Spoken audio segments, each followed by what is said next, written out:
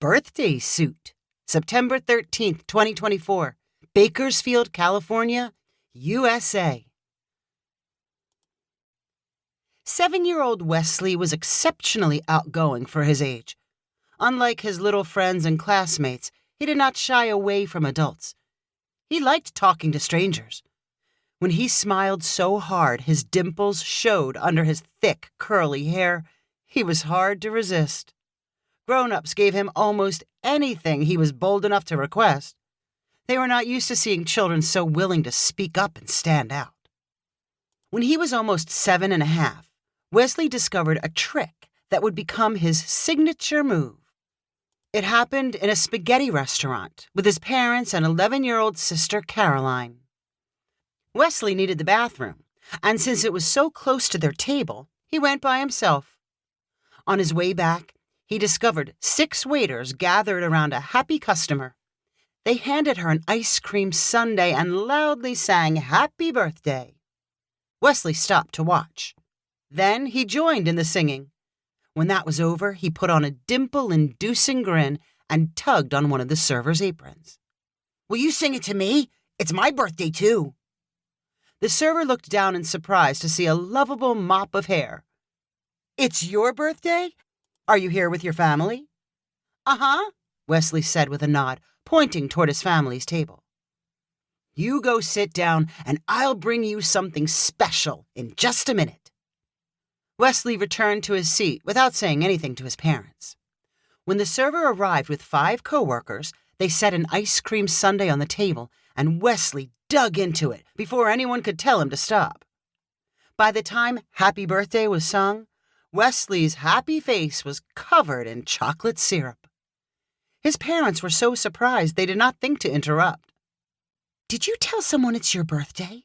Wesley's mom whispered after the singing servers departed. "Yes," he answered proudly, before stuffing another spoonful of ice cream into his mouth. "What gave you that idea?" his dad asked with a chuckle. "I saw them giving away ice cream." Wesley's mom chuckled too, before saying, "You shouldn't do that. If it's not really your birthday, you're telling a fib." "They looked happy about it. They liked giving me ice cream, even if it's not my real birthday." "Well, sure, but you probably shouldn't do it again." Wesley was left with conflicting signals. He had made his parents laugh and everyone in the restaurant happy. His mother said he probably shouldn't, but that was a weak warning, and the potential rewards were simply too great not to try again. From then on, he was constantly looking for reasons to tell adults it was his birthday. He asked every restaurant waiter for free dessert.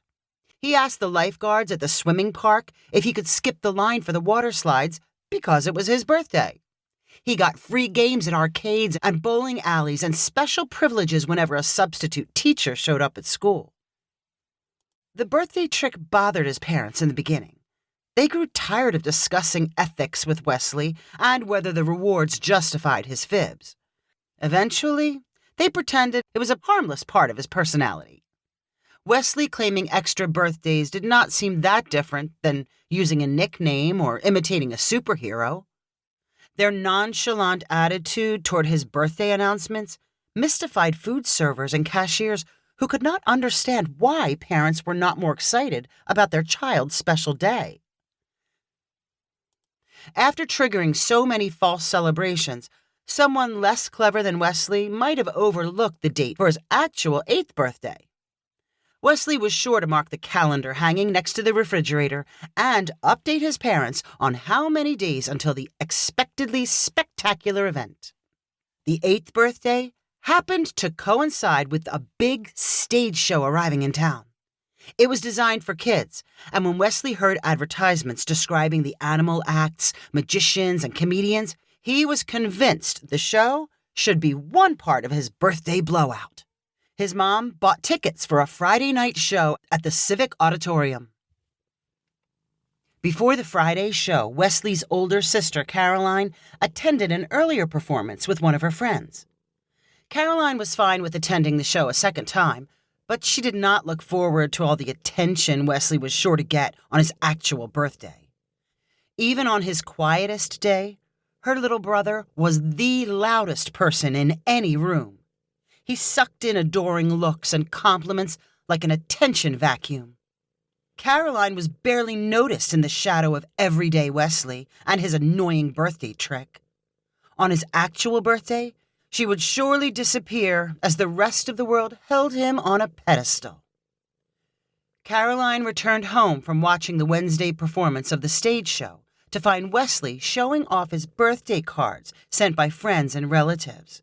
He sent messages to grandparents, aunts and uncles, and distant cousins with his picture and a poem reminding them he was turning 8. As planned, everyone thought he was irresistibly cute and sent back wads of birthday money. "Look how much I have," Wesley told his sister.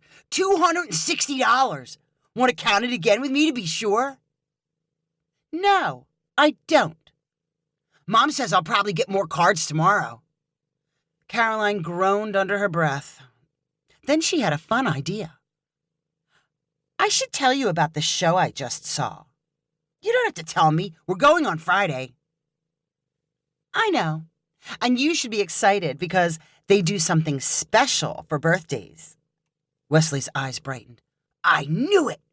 "Yeah, they ask everyone celebrating a birthday to go up on stage. Then they get in their birthday suits." Wesley scrunched up his nose in confusion. "What's a birthday suit?"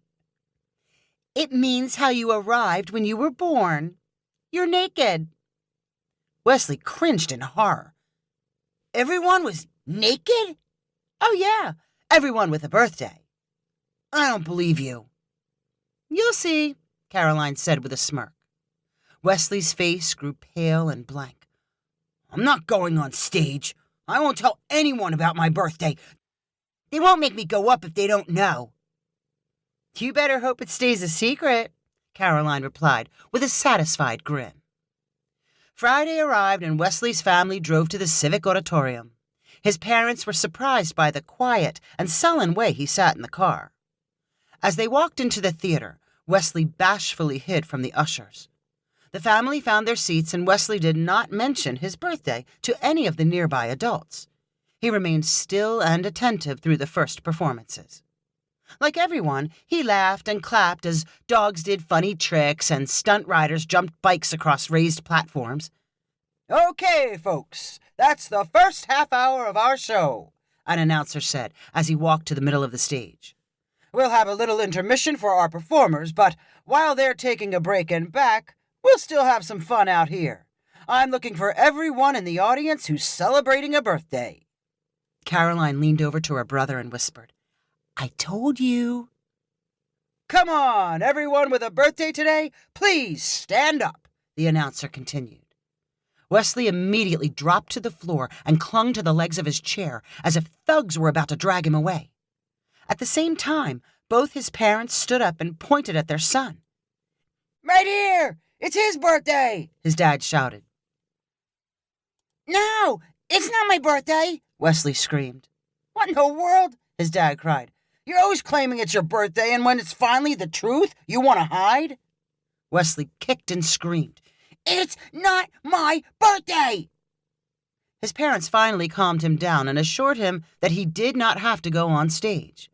He returned to his chair and watched 25 people out of an audience of 2,000 who were willing to declare it was their birthday. They gathered around the announcer as he said, "We're going to have a little contest for a big prize." The contest turned out to be hopping on one leg. Whoever could do it the longest was the winner. One-leg hopping happened to be one of Wesley's specialties. He watched with confused disappointment as one by one contestants dropped out. "Nobody's naked," Wesley finally shouted. "When are they getting naked?" His parents loudly shushed him. "No one's getting naked," his mom whispered back in embarrassment. "Caroline said they had to wear birthday suits." Caroline held back a laugh and said, "That's what happened in the first show." Wesley glared and replied, "You're a liar. You shouldn't lie about birthdays." His parents realized why he had acted so strangely and stifled laughs just like Caroline. The winning single leg hopper received 2 Disneyland tickets. Wesley's parents remarked that he could easily have hopped for twice as long and won if only he had gone on stage. The remainder of the show was entertaining, but Wesley and his family could not fully enjoy it while thinking about losing the Disneyland prize. His 8th birthday marked a turning point for Wesley.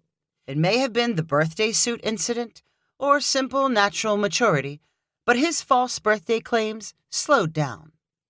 He occasionally appealed to an especially friendly waiter, but by the time he turned 9, he was ready to reserve his birthday for 1 day per year. But when that day arrived, Wesley made sure everyone knew. If you enjoyed this story, please rank it on the website 500ironicstories.com. Please subscribe on the website to get weekly updates as new stories are posted. And please share with friends using the convenient links available.